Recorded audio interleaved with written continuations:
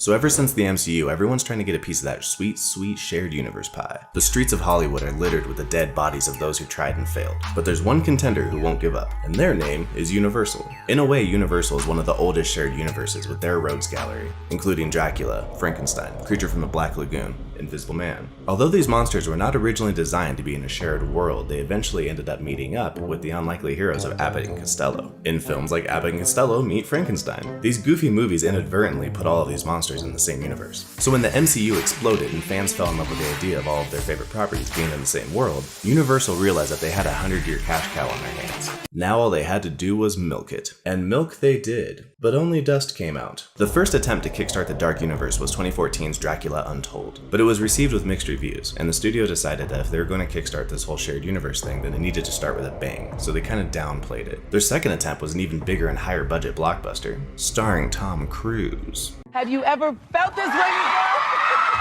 2017's The Mummy. This time they were so confident that they even slated the next couple of films, counting on the success of this mega movie. It couldn't fail. Then it failed horribly, and everyone in the land fucking hated it, so they scrapped the idea.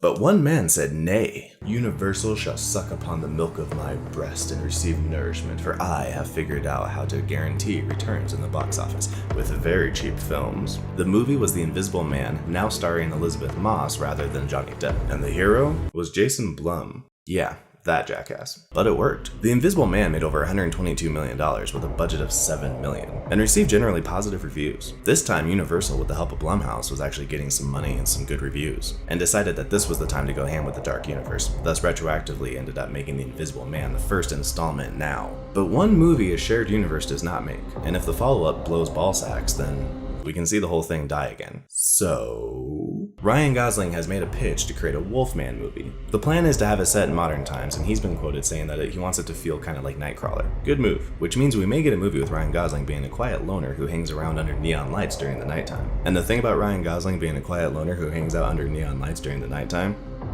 pretty awesome. And I haven't gotten tired of it yet. Now, as far as the Wolfman goes, I think the key to a great Wolfman movie that stands the test of time is that it has a really great practical effect transformation scene. Werewolf in London still gets brought up on a regular basis, and most of it is because people are still gawking at how amazing that transformation scene is. An element missing from the highly competent Wolfman movie starring Benicio del Toro. There is literally a plane that is flying back and forth. Although it's pretty solid, it just has a big CGI transformation scene. No one really talked much about the remake of The Thing either, and I think choosing to switch out the big practical effects scene for, the CGI kind of nightmare. It's just, we've seen it too much. It's old hat, and it's not very impressive anymore. I think the real importance of having the presence of practical effects is twofold. It's really a big deal for the actors to have something that's real and very effective and realistic for them to interact with.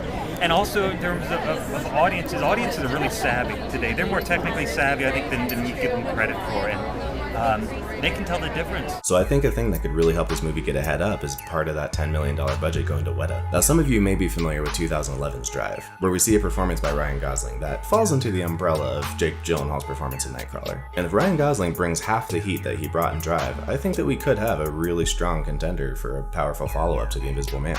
And then I'd be willing to say that the Dark Universe actually has legs, a feat not accomplished by anyone since Marvel, except for the Conjuring universe. I genuinely am curious to hear what your thoughts are in the comments, so let me know. Till next time.